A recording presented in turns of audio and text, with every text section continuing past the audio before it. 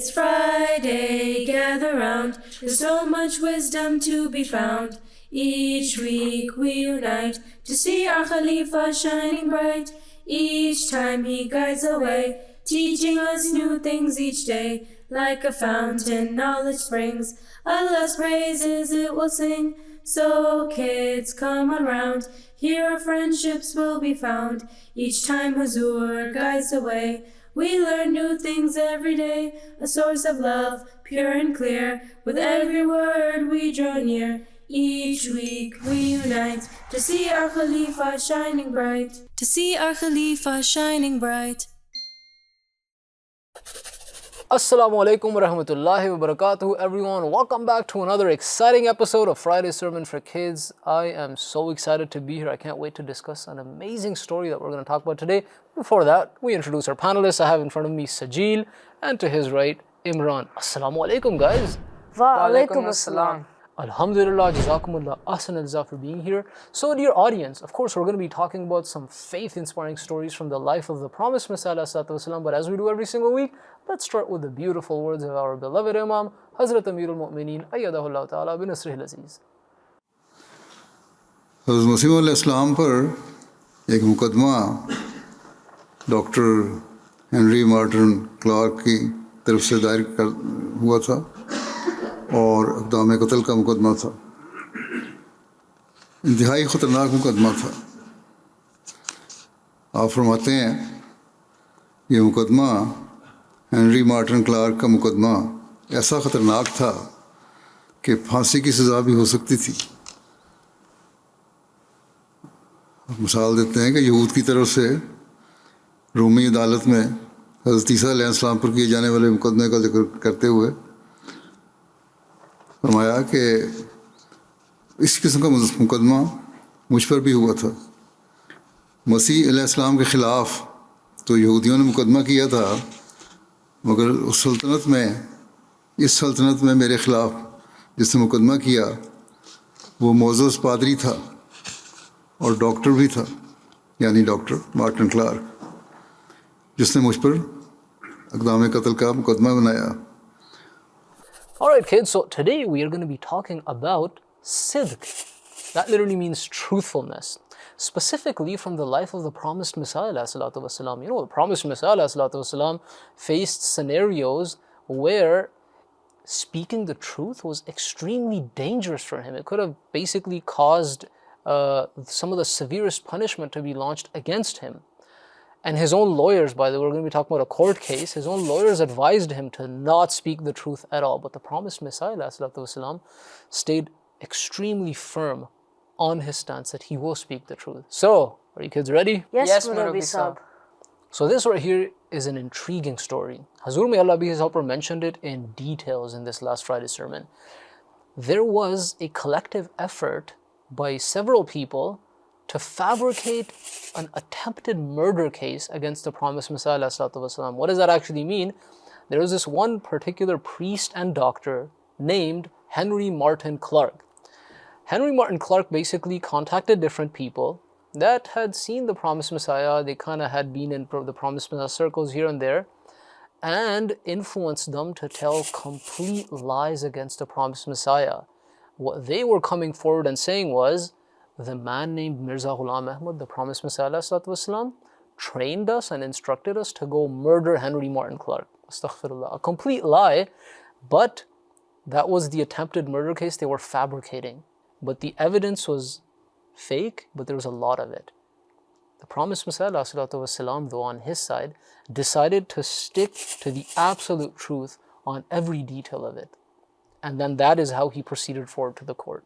One of the punishments for that could potentially be the death sentence. And even the promised Messiah ﷺ admitted that this had gotten so serious that even the best lawyers in the world would not have been able to save him from this.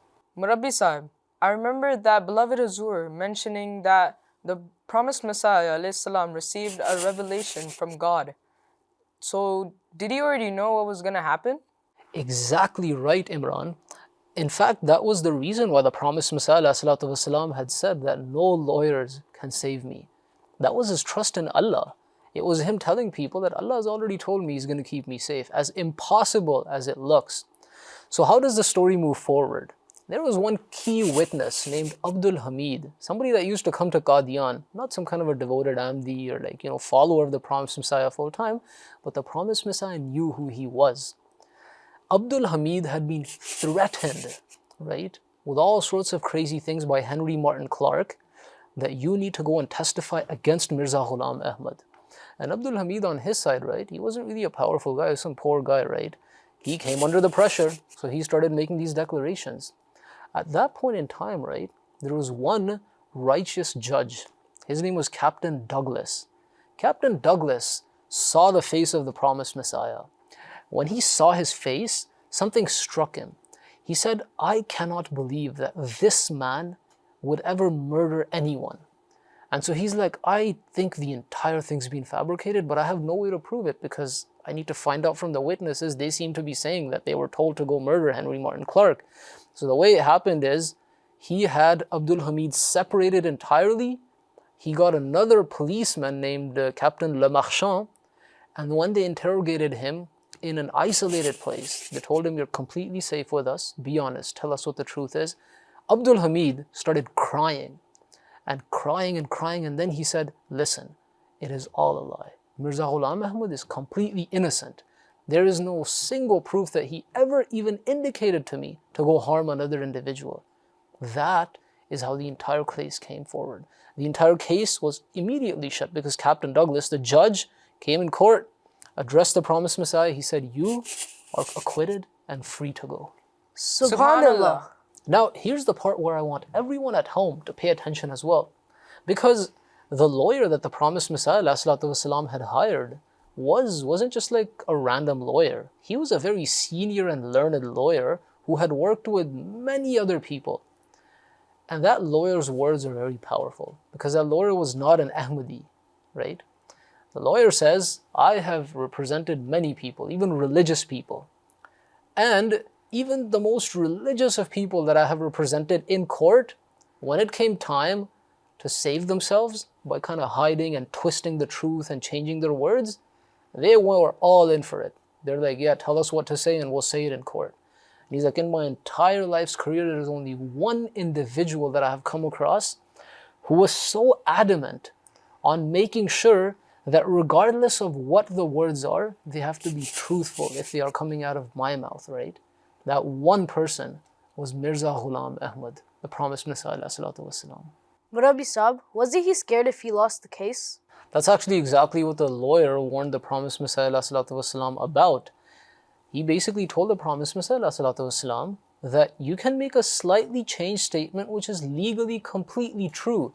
All you have to say is that you don't know who Abdul Hamid is. You know, the key witness who was lying against the promised Messiah. All you have to say is you don't even know who this is.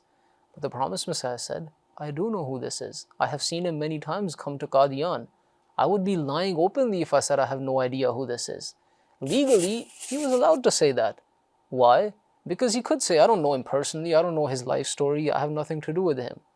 But in his heart, the promised Messiah knew that he would be lying. And he said, the lawyer told him, listen, it can send you to jail, right? But the promised Messiah said, I would be much, much happier being convicted than having to displease God. Because these are the courts of men, right? But in the court of God, the truth that I have come to represent would be compromised. And so he said, it would please me much more to be convicted, but at the same time, remain steadfast on the truth that Allah has given me. MashaAllah. What a faith-inspiring incident. In fact, just as I told you, the lawyer was adamant that if you end up telling, even hinting remotely, that you know who Abdul Hamid is, then your case is set. They're going to be like, yeah, so clearly he knows who Abdul Hamid is, and he is the one that instructed him to go murder Henry Martin Clark. But all of those lawyers, right, that had given the promised Messiah this opinion that he should lie, when they were standing there, right, and they saw the promised Messiah ﷺ say, I know who Abdul Hamid is. I know him indeed. They were like, this person is definitely going to jail. So when the judge, Captain Douglas, announced that you are free to go and you are innocent, they were shocked. Like, this is something that really struck them, because that's when they truly realized that this man's character is truly indestructible. Alhamdulillah. Alright, so we're now going to be going over to Naseem, who's going to take it away with a word of the sermon. It's Friday, gather round. There's so much wisdom to be found. Jazakallah, guys. This week's word of the sermon is sidq. Sidq is an Arabic word meaning truthfulness or being true. It does not just mean not lying. Sidq means being completely honest in everything, your words, your actions, and even your intentions. Beloved Huzoor used this word to describe the extraordinary standard of the truthfulness the Prophet Messiah lived by. I hope that helps. Back to you, Marabi Sahib. Jazakallah Ahsan Naseem for that wonderful explanation. Now let's keep going with actually more stories, because Huzoor, may Allah be his helper, spoke about different people that bore witness to the truthful character of the promised Messiah ﷺ. And these people, by the way, were non-Ahmadis, many of them non-Muslims. But despite having completely different faiths as from the promised Messiah ﷺ, they were still forced to admit that this man, Mirza Ghulam Ahmad, stays on the truth and always speaks the truth. So even non-Ahmadis knew about his standard of truthfulness? That's right, Sajeel. Huzoor actually narrated a story of a Hindu man actually who had known the promised Messiah ﷺ since his childhood. And since his childhood, right, he had seen how consistent the promised Messiah ﷺ was in his honesty. Whatever the deal may have been, his truthful and honesty was always 100%. So he actually used to say in his later years, as the promised Messiah ﷺ got older, he used to actually say that to me, in his Hindu beliefs obviously, he used to say, to me, it feels like God has literally come down in the land of Qadian and put himself inside of Mirza Ghulam Ahmad, or in the shape of Mirza Ghulam Ahmad. Now obviously we don't believe that Allah can ever come down and a human being can ever be God. But in his Hindu belief, it just shows you the impact that the character of the promised Messiah ﷺ had, that even a Hindu man, not a Muslim, was forced to admit the truthfulness of the promised Messiah ﷺ's character. Another story actually. So the promised Messiah ﷺ was not interested in pursuing material jobs. He wasn't into going out and making money. His primary goal was to be at the mosque, to study Islam, to defend the teachings of Islam. And his father would always be concerned. His father would say, well, how is he ever going to get a job? So he actually went to another non-Muslim friend of his, told him, how about you go to my son and try to push him, because sometimes if it's somebody other than your parents talking, it might have a different effect on you. And so he told that non-Muslim, right, that, hey, how about you go to my son and tell him to get a job, right? Start making money and get a living. So when he went to the promised Messiah ﷺ, he told him, hey, listen, are you going to stay alive on the crumbs of your own brother? Get a job, try to start doing something. You know, the promised Messiah ﷺ's reply was, he told him, I have been employed by the one whom I wish to be employed by. He was talking about God. And that struck that non-Muslim. And he said, I ended my conversation there. I went back to the father of the promised Messiah ﷺ, and I told him exactly that. And the father of the promised Messiah ﷺ had his disagreements because he really wanted him to go get a job. But he said, listen, if my son said that, then that is true. Because I know that my son, Mirza Ghulam Ahmad, never lies. Murabi Saab, that's amazing. Even a person from a completely different faith recognizes this quality in him. That's absolutely true, Sajeel. So Huzoor continues. There's more stories to this. There's a story of one man. He had been approached by different clerics, so different Maulvis. And the Maulvis had told him, hey, there's a man named Mirza Ghulam Ahmad. He lives in a town named Qadian. Make sure you never go to him because he, na'uzubillah min zalik, is a great liar. So that man was curious at least. He's like, hey, why do all these people keep calling this man a liar, right? There must be something to at least learn. So let me go and find out how bad, God forbid, of a liar he is. So he decided to go on a trip to Qadian. Now he reaches Qadian, he enters the town, and he said, I saw the promised Messiah ﷺ sitting in his majlis. And I looked at his face. He usually would keep his head down. But sometimes the promised Messiah would raise his face as well to look at his Jamaat when addressing them. But oftentimes it was his habit that he would always look down.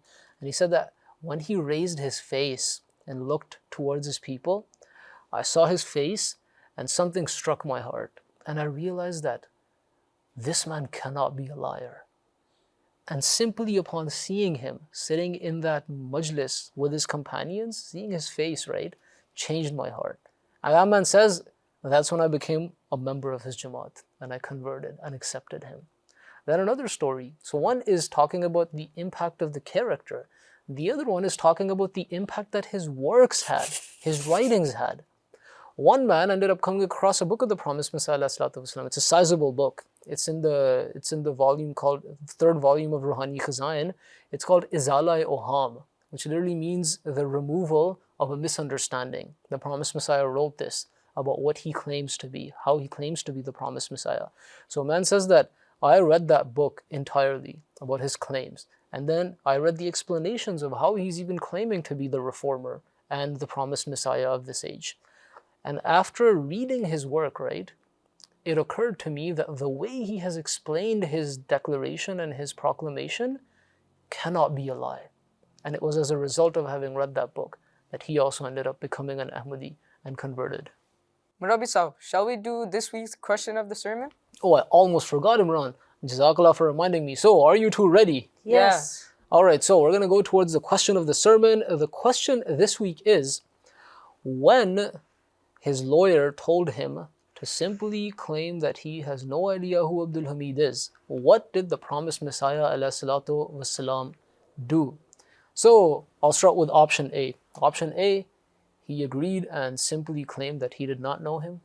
Option B, he refused and clearly stated that he knew him. Option C, he stayed silent and said nothing. And option D, he simply changed lawyer, so he asked for another lawyer. So, Sajeel, what do you think? I think that is B. Okay, what about you, Imran? I also think it's B. Absolutely correct. Alhamdulillah.